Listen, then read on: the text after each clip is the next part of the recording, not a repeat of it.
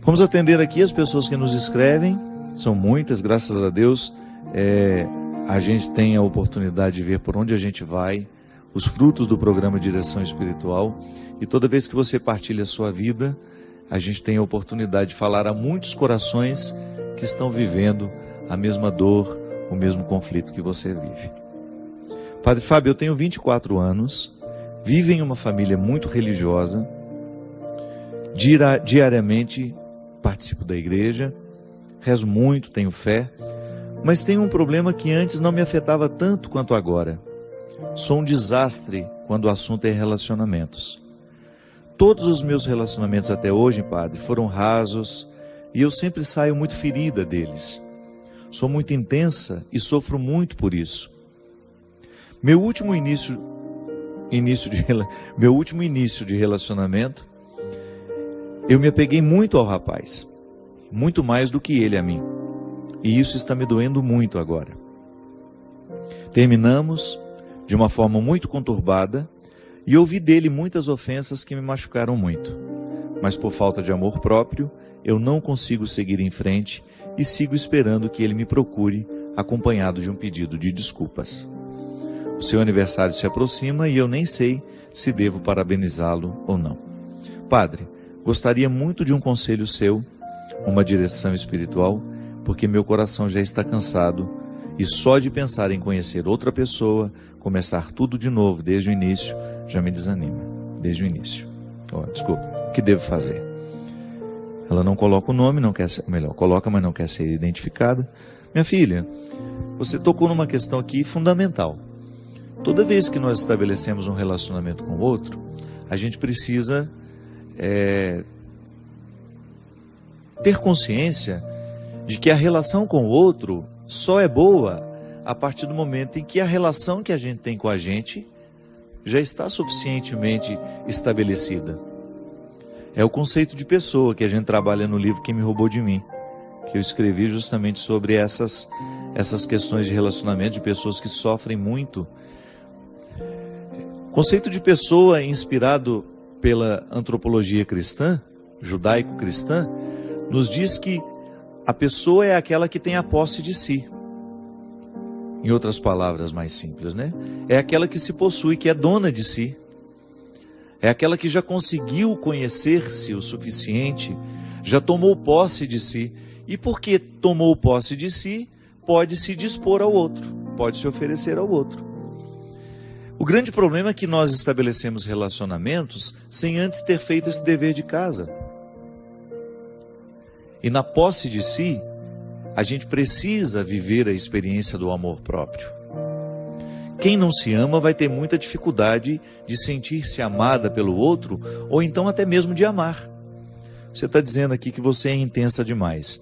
Pode ser que essa sua intensidade seja fruto dessa falta de posse de si mesma, que é uma expressão de imaturidade. Tá certo? Todo mundo tem o direito de ser intenso, mas a intensidade não pode atropelar o processo, né? Eu não posso atropelar o meu processo no relacionamento, no conhecimento de uma pessoa. Tem que ir devagar. Você não sabe quem o outro é. Você terá de passar pelo processo normativo. Isso é a norma, né? Faz parte de todo o processo de conhecer alguém, dar os passos gradativos. A intensidade já pode ser expressão de uma imaturidade que você alimenta. Precisa ter muito cuidado quando você vai estabelecer um relacionamento com o outro, colocando a sua intimidade, a intimidade do seu coração, colocando seus sentimentos. Então, às vezes não dá certo por isso. Eu ainda não amadureci o suficiente para poder oferecer-me ao outro. Você tem 24 anos, você é muito jovem ainda, e é provável que você vá aprendendo com o tempo.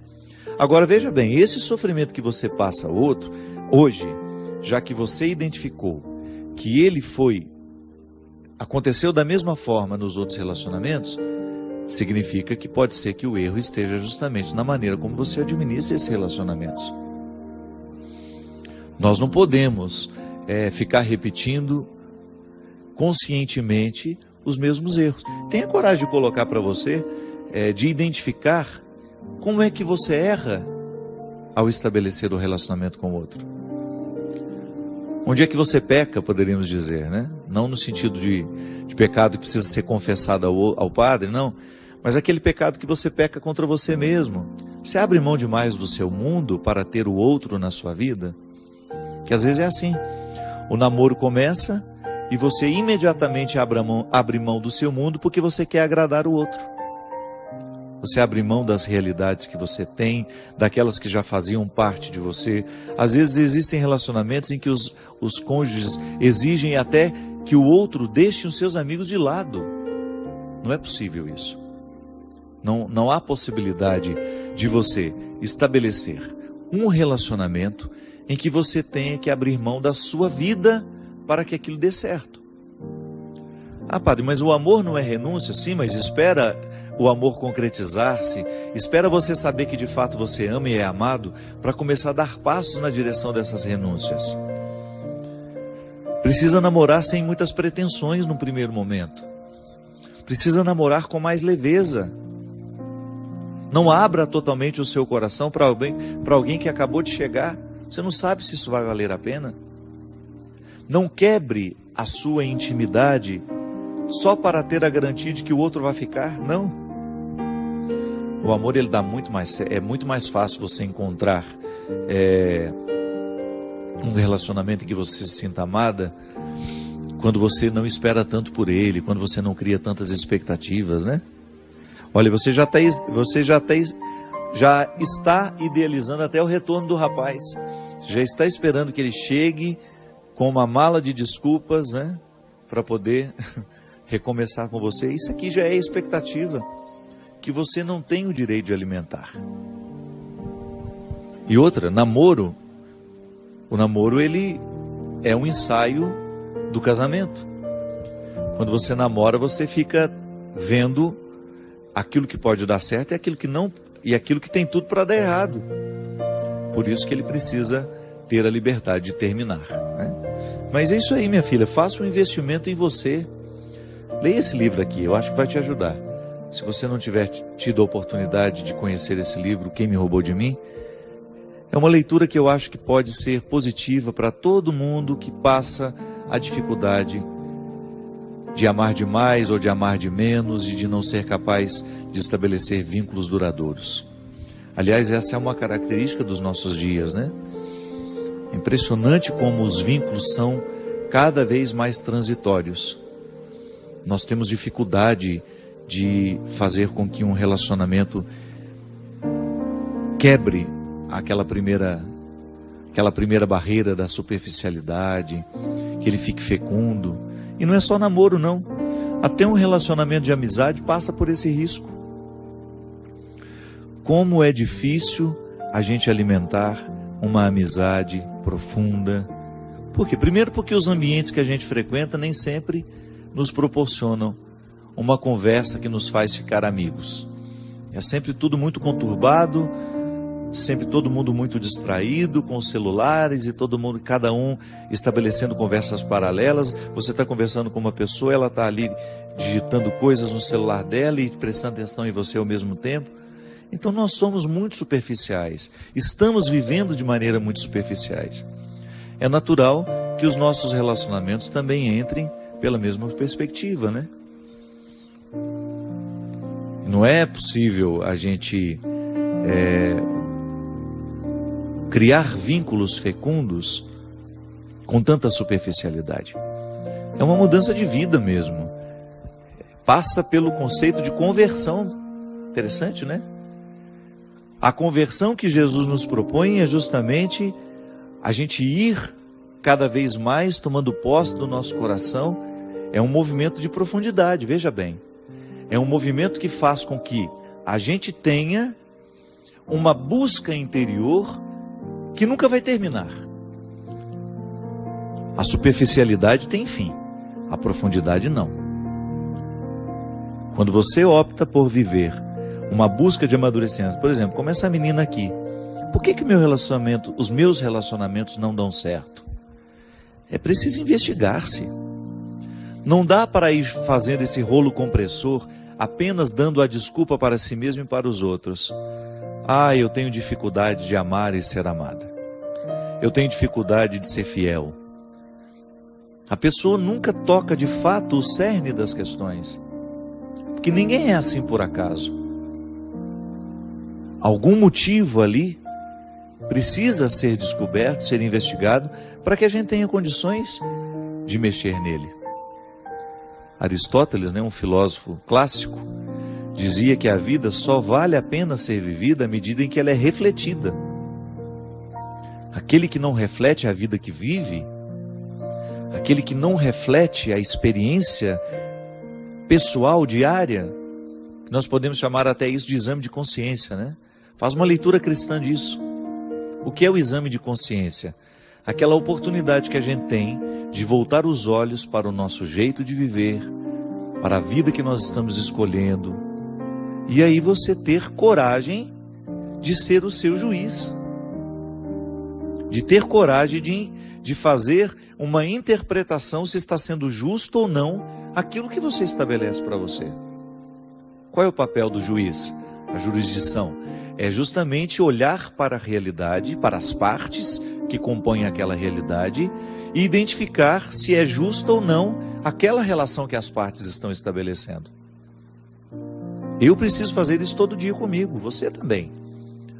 Olhar para as escolhas que você faz na sua vida, para o tratamento que você se oferece e saber se você está sendo justo.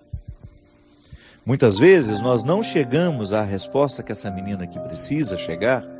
Por que que meus relacionamentos são tão vazios? Por que que mesmo ela sendo uma pessoa boa, uma pessoa religiosa, por que que apesar de todos esses valores que ela tem, que ela enumera aqui no início, tem uma boa família, pratica uma religião de maneira saudável, é estudiosa, por que que com ela alguma coisa está dando errado? Talvez falte estabelecer esse juízo. Investigar-se com mais propriedade. E quando o assunto é relacionamento, gente, a primeira coisa que nós precisamos colocar no tribunal é o tanto que a gente se ama. Não podemos negligenciar o amor que a gente se oferece. Que boicote é esse? É um auto-boicote, A pessoa se boicota o tempo todo. Porque ela, ao invés de oferecer a ela o amor necessário, isso é, o cuidado, porque como é que o amor próprio se expressa na vida de uma pessoa? Através do cuidado que eu tenho comigo, com o meu corpo, com a minha saúde, o cuidado que eu tenho com a minha alma, com o meu espírito, aquilo que eu me ofereço diariamente, o livro que eu leio, a música que eu escuto, os lugares que eu frequento, os amigos que eu deixo ter uma autoridade sobre mim. Tudo isso é expressão do amor próprio. Quem não se ama, não passa no filtro aquilo que se oferece. É igual aqui em Minas, naquele coador antigo, que a gente passava o café. O coador que era um filtro de pano, feito pela nossa mãe, para que a gente pudesse tomar a parte do café que nos interessava. Porque vai jogar o pó dentro do café para você ver, se você consegue tomar. Não dá. É preciso ter o filtro de pano, que a gente chama de coador, para que a gente fique com a parte boa do café. Muitas vezes nós não usamos esse filtro para perceber o que a gente se oferece. A gente vai causando uma intoxicação da alma, uma intoxicação da mente, uma intoxicação de tudo aquilo que nos gera. Aí você tem todos os significados: mente, coração, alma, espírito. A gente fica poluído. Por quê? Porque a vida, o mundo, as realidades que estão de fora, elas podem ser nocivas a nós. É claro que tem muita coisa boa de fora que vem nos ajudar, nessa consistência humana. Agora, se a gente não passa pelo filtro essas realidades, pode ser que a gente esteja tomando um café envenenado. Pode ser que a gente esteja provocando uma intoxicação dentro de nós, porque a gente não teve coragem de identificar, de colocar ali um filtro que nos ajudasse a ficar mais puros. O amor próprio é esse ponto de partida para que todo relacionamento seja saudável. Quem não se ama, quem não se cuida, quem não faz o dever de casa diário, de jogar amor dentro do coração, e essa é a ação de Deus, é justamente o que Deus faz no coração daquele filho que volta para pedir perdão ao pai. Ele precisou voltar a se amar. Ele precisou identificar que comer a lavagem dos porcos não era para ele. Engraçado, né? Você vê naquele rapaz a identidade que não havia sido totalmente perdida, que é quando ele lembra que ele tem pai. Isso é amor próprio. É o amor próprio que move o coração daquele rapaz ao identificar que aquela miséria, que aquele alimento imundo não era para ele. Minha gente, quantos de nós ficamos nos alimentando de sentimentos estragados que podem ser comparados à lavagem dos porcos? Quantas vezes eu encontro pessoas bonitas, nutridas, com relacionamentos precários, tóxicos, viciantes, aquele pseudo-amor, né? Aquele falso amor, que pode ser comparado a uma lavagem de porco. Aquele namoro que não é outra coisa senão um chiqueiro. Não há nada de puro naquilo. A pessoa se maltrata o tempo todo só para ter a companhia do leitão, né? Não, pelo amor de Deus, você merece muito mais. A pessoa só se recupera no momento em que ela olha para o espelho e vê a face desfigurada e diz para ela mesma: eu não mereço esse tratamento. Isso corrigiria tantas coisas dentro dos namoros, dentro das relações de casamento, porque também no casamento acontece isso. Quanto o marido tratando a esposa de maneira que vai expulsando o amor próprio dela, ou então é o amor próprio que foi expulso, que já permitiu aquele tratamento tão odioso. Namoro, casamento, relação entre amigos, nós precisamos ter muito cuidado para a gente não se acostumar ao alimento imundo. Precisamos tomar muito cuidado para a gente não se acostumar com o precário e achar que ele é a única coisa que nós merecemos ter na vida. A gente merece muito mais. Merece no sentido de ver que há uma dignidade em mim, em você, que não pode ser nunca, em hipótese alguma, pode ser esquecida. Essa dignidade também chama-se amor próprio. E é através dela que Deus nos fala, que Deus nos chama, que Deus nos traz de volta. Reacenda o valor que você tem. Tenha consciência da grandiosidade que você representa diante de Deus. E trate-se da mesma forma como Ele te trata, com amor e com respeito. Derrame o Deus Todo-Poderoso sobre todos nós a bênção e a proteção do céu. O Deus Todo-Poderoso, Pai, Filho e Espírito Santo. Amém. Até a semana que vem, se Deus quiser.